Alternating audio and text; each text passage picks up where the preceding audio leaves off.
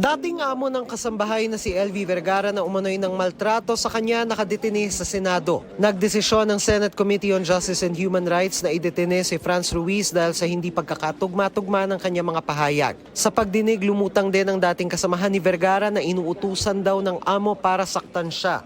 Pati na si Dodong na umano'y nakatanggap ng pananakot sa hindi kilalang lalaki sa Paluan Occidental, Mindoro. Inuutusan po ako pero di ko po ginagawa. Sabi niya po na sapukin ko daw po. Sapukin mo? Oo. Ano sinabi mo sa amo mo? Sabi ko po ayoko puti. Isa sa ilalim sa polygraph test ng NBI ang mag-asawang Ruiz, ang mga dating kasambahay at barangay chairman na si Jimmy Patal. Nagsagawa rin ng executive session para sa testimonya ng anak ng mag-asawang Ruiz na itinuro rin ni Aling LV na nanakit sa kanya. Pangulong Marcos naniniwalang posible pa rin ang 20 pesos kada kilo ng bigas.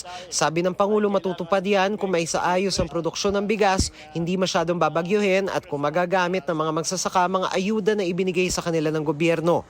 Sinabi ito ng Pangulo sa gitna ng pamimigay ng libreng bigas sa nasa 3,000 mahihirap na pamilya sa Zamboanga City.